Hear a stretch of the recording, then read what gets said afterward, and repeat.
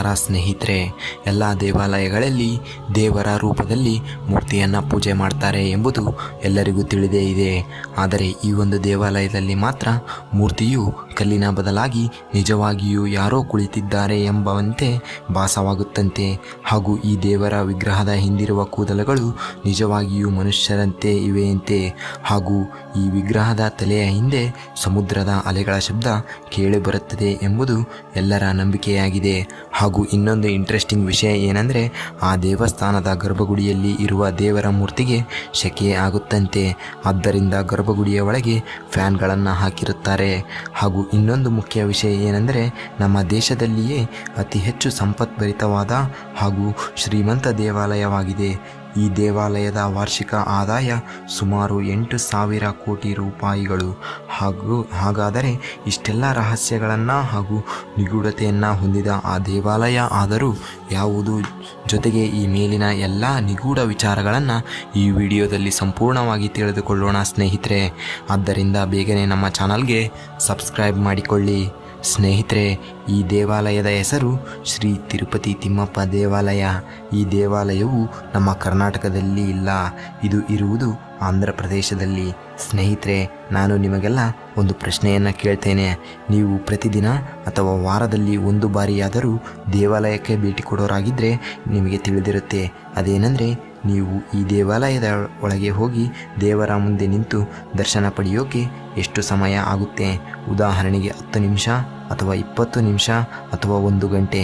ಇದಕ್ಕೆ ಉತ್ತರವನ್ನು ನೆನಪು ಮಾಡ್ಕೊಂಡ್ರಾ? ಈಗ ಈ ದೇವಾಲಯದ ಒಳಗೆ ಹೋಗಿ ದೇವರ ವಿಗ್ರಹದ ಮುಂದೆ ನಿಂತು ಆ ತಿಮ್ಮಪ್ಪನ ದರ್ಶನವನ್ನು ಪಡೆಯಬೇಕಾದ್ರೆ ನಿಮಗೆ ಸುಮಾರು ಕನಿಷ್ಠ 3 ಗಂಟೆಯಿಂದ ಹಿಡಿದು 10 ಹಾಗೂ ಕೆಲವೊಮ್ಮೆ 12 ಗಂಟೆಯವರೆಗೆ ಕಾಯಬೇಕು. ಹೌದು ಸ್ನೇಹಿತರೆ, ತಿರುಪತಿ ತಿಮ್ಮಪ್ಪನ ದರ್ಶನ ಪಡೆಯಬೇಕಾದ್ರೆ ನೀವು ಇಷ್ಟು ಹೊತ್ತು ಕಾಯಲೇಬೇಕು. ಸ್ನೇಹಿತರೆ, ನೀವು ಯೋಚನೆ ಮಾಡಬಹುದು, ಯಾರಾದರೂ ಇಷ್ಟು ಹೊತ್ತು ಕಾದು ದೇವರ ದರ್ಶನವನ್ನು ಪಡೆಯುತ್ತಾರಾ? ಕಾಯುವ ಕಾರಣದಿಂದ ಹೆಚ್ಚು ಜನ ಈ ದೇವಾಲಯಕ್ಕೆ ಬರುತ್ತಾರಾ ಎಂಬ ಪ್ರಶ್ನೆಗಳು ನಿಮ್ಮ ಮನಸ್ಸಿನಲ್ಲಿ ಮೂಡಬಹುದು. ಆದರೆ ಸ್ನೇಹಿತರೆ, ಈ ಯೋಚನೆಯನ್ನು ನಿಮ್ಮ ತಲೆಯಿಂದ ತೆಗೆದುಹಾಕಿ. ಯಾಕಂದರೆ ಈ ತಿರುಪತಿ ತಿಮ್ಮಪ್ಪನ ದರ್ಶನ ಪಡೆಯಲು ಕೇವಲ ಭಾರತದಿಂದಲ್ಲ, ದೇಶ ವಿದೇಶಗಳಿಂದ ಜನರು ಹರಿದು ಬರುತ್ತಾರೆ. ಯಾಕಂದರೆ ಈ ತಿರುಪತಿ ತಿಮ್ಮಪ್ಪ ವಿಷ್ಣುದೇವರ ಸ್ವರೂಪ. ಸಾಕ್ಷಾತ್ ಶ್ರೀ ವಿಷ್ಣುದೇವರೇ ತಿರುಪತಿಗೆ ಬಂದು ತಿಮ್ಮಪ್ಪನ ರೂಪ ತಾಳಿ ನೆಲೆಸಿದ್ದಾರೆ ಅಂತ ನಂಬಲಾಗುತ್ತದೆ. ಆದ್ದರಿಂದ ಈ ದೇವಾಲಯಕ್ಕೆ ಕಲಿಯುಗದ ವೈಕುಂಠ ಅಂತಾನೆ ಕರೀತಾರೆ. ಸ್ನೇಹಿತರೆ, ನೀವು ಗಮನಿಸಿರಬಹುದು, ಗರ್ಭಗುಡಿಯ ಪ್ರಧಾನ ಆಲಯದಲ್ಲಿ ಒಂದು ಕೋಲನ್ನು ಇಟ್ಟಿರುತ್ತಾರೆ. ಆ ಕೋಲನ್ನು ಶ್ರೀ ವಿಷ್ಣುವು ಬಾಲ್ಯದಲ್ಲಿ ಇರುವಾಗ ತನ್ನ ತಾಯಿಯು ಇದರಿಂದ ಹಣೆಗೆ ಹೊಡೆದಿದ್ದರಂತೆ. ಆಗ ತಾಯಿಯು ಶ್ರೀ ವೆಂಕಟೇಶ್ವರ ಸ್ವಾಮಿಗೆ ಪೆಟ್ಟಾದ ಜಾಗದಲ್ಲಿ ಚಂದನವನ್ನು ಇಡ್ತಾರೆ.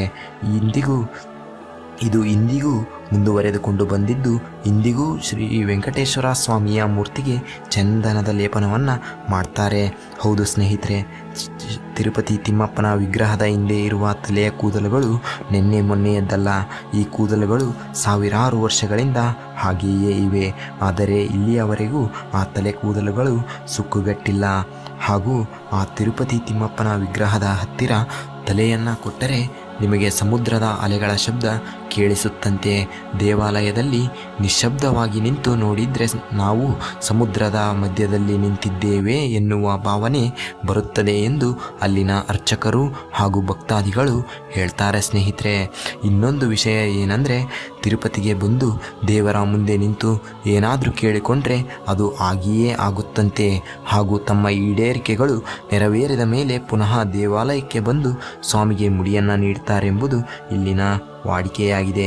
ಸ್ನೇಹಿತರೆ, ದಿನಾಲೂ ಆ ತಿಮ್ಮಪ್ಪನ ದರ್ಶನವನ್ನು ಪಡೆದುಕೊಳ್ಳುವ ಲಕ್ಷಾಂತರ ಭಕ್ತರು ತಿಮ್ಮಪ್ಪನ ಹುಂಡಿಗೆ ಹಣ, ನಾಣ್ಯ ಹಾಗೂ ಬಂಗಾರವನ್ನು ಸಹ ಹಾಕ್ತಾರೆ. ಇದರಿಂದ ತಿರುಪತಿ ದೇವಾಲಯದಲ್ಲಿ ದೇಶದಲ್ಲಿಯೇ ಅತಿ ಶ್ರೀಮಂತ ದೇವಾಲಯಗಳ ಪಟ್ಟಿಯಲ್ಲಿ ಮೊದಲನೇ ಸ್ಥಾನದಲ್ಲಿದೆ. ಹಾಗೂ ಸ್ನೇಹಿತರೆ, ಮತ್ತೊಂದು ನಿಗೂಢ ರಹಸ್ಯ ಏನೆಂದರೆ, ತಿರುಪತಿ ತಿಮ್ಮಪ್ಪನಿಗೆ ಅರ್ಪಿಸುವ ಹಾಲು, ಮೊಸರು ಅಥವಾ ಬೆಣ್ಣೆ ಹಾಗೂ ಏನೇ ಪೂಜಾ ಸಾಮಗ್ರಿಗಳಿದ್ದರೂ ಆ ಪೂಜಾ ಸಾಮಗ್ರಿಗಳನ್ನು ತಿರುಪತಿಯಿಂದ 23 ಕಿಲೋಮೀಟರ್ ದೂರದಲ್ಲಿರುವ ಒಂದು ಹಳ್ಳಿಯಿಂದ ತರಲಾಗುತ್ತದೆಯಂತೆ. ಹಾಗೂ ತಿರುಪತಿ ತಿಮ್ಮಪ್ಪನ ಗರ್ಭಗುಡಿಯಲ್ಲಿ ಯಾವಾಗಲೂ ಒಂದು ದೀಪ ಬೆಳಗುತ್ತಲೇ ಇರುತ್ತದೆ. ಇದು ಸಾವಿರಾರು ವರ್ಷಗಳವರೆಗೆ ನಂದಿಯೇ ಇಲ್ಲ. ಹಾಗೂ ಈ ದೀಪವು ಯಾವುದೇ ಎಣ್ಣೆ ಅಥವಾ ತುಪ್ಪ ಏನನ್ನೂ ಹಾಕುವುದಿಲ್ಲ. ಹಾಗಾದರೆ ಏನನ್ನೂ ಹಾಕದೆ ಆ ದೀಪ ಇಲ್ಲಿಯವರೆಗೆ ಹೇಗೆ ಉರಿಯುತ್ತದೆ ಎಂಬ ಪ್ರಶ್ನೆ ಇಲ್ಲಿಯವರೆಗೂ ಯಾರಿಗೂ ಉತ್ತರ ದೊರಕಿಲ್ಲ. ಹಾಗೂ ಇಡೀ ಗರ್ಭಗುಡಿಯಲ್ಲಿ ಎಲ್ಲಿಯೂ ಕೂಡ ಒಂದೇ ಒಂದು ಲೈಟ್ ಸಹ ಹಾಕಿಲ್ಲ. ಯಾಕಂತ ಕೇಳಿದರೆ ತಿಮ್ಮಪ್ಪನ ವಿಗ್ರಹದ ಮೇಲೆ KG-ಗಟ್ಟಲೆ ಚಿನ್ನವನ್ನು ಹಾಕಲಾಗುತ್ತದೆ. ಆದ್ದರಿಂದ ಲೈಟ್ ಬೆಳಕಿನಿಂದ ಬಿಸಿಯಾಗಿ ಆ ಚಿನ್ನ ಕರಗುವ ಚಾನ್ಸ್ ಇದೆ ಅಂತೆ ಸ್ನೇಹಿತರೆ. ಇದು ಒಂದು ಕಾರಣ. ಆದರೆ ಆ ಬೆಳಕಿನಿಂದ ತಿಮ್ಮಪ್ಪನಿಗೆ ಶೆಕೆಯಾಗುತ್ತದೆ ಅಂತ. ಆದರೂ ಅಷ್ಟೊಂದು ಚಿನ್ನ ಹಾಕಿರುವ ಕಾರಣದಿಂದಾನೋ ಅಥವಾ ಮತ್ತಾವುದಾದ್ರೂ ಕಾರಣದಿಂದಾನೋ ಗೊತ್ತಿಲ್ಲ, ಆದರೆ ಆ ವಿಗ್ರಹ ಯಾವಾಗಲೂ ಬೆವರುತ್ತಿರುತ್ತದೆ ಅಂತೆ. ಆದ್ದರಿಂದ ಗರ್ಭಗುಡಿಯಲ್ಲಿ ಯಾವಾಗಲೂ ಫ್ಯಾನ್ಗಳು ಆನ್ ಆಗಿಯೇ ಇರುತ್ತದೆ. ಸ್ನೇಹಿತರೆ, ಈ ಎಲ್ಲ ವಿಷಯಗಳು ಕೇವಲ ಬಾಯಿಯಿಂದ ಬಾಯಿಗೆ ಅಥವಾ ವಾಡಿಕೆಯ ರೂಪದಲ್ಲಿ ಮಾತ್ರ ಬಂದಿಲ್ಲ. ಇದಕ್ಕೆ ಸಂಬಂಧಿಸಿದಂತೆ ಪ್ರಾಚೀನ ಶಾಸನಗಳು ಹಾಗೂ ರಾಜ ಮಹಾರಾಜರ ಕಾಲದ ರಹಸ್ಯಗಳು ಇಂದಿಗೂ ದೊರೆತಿವೆ. ಮಹಾರಾಜರ ಕಾಲದಲ್ಲಿ ಶ್ರೀಕೃಷ್ಣ ದೇವರಾಯನು ಆ ಕಾಲದಲ್ಲಿಯೇ ಶ್ರೀ ವೆಂಕಟೇಶ್ವರ ಸ್ವಾಮಿಯ ದರ್ಶನವನ್ನು ಮಾಡಿದ್ದಾರೆ. ಕೇವಲ ದರ್ಶನ ಪಡೆಯೋದು ಮಾತ್ರ ಅಲ್ಲ, ಆ ದೇವಸ್ಥಾನಕ್ಕೆ ಸಾಕಷ್ಟು ಕಾಣಿಕೆಯನ್ನು ಸಹ ಕೊಟ್ಟಿದ್ದಾರೆ. ದೇವಾಲಯ ಅಭಿವೃದ್ಧಿಯ ವಿಚಾರದಲ್ಲಿ ಶ್ರೀಕೃಷ್ಣ ದೇವರಾಯ ಪ್ರಮುಖ ಪಾತ್ರವನ್ನು ವಹಿಸುತ್ತಾರೆ.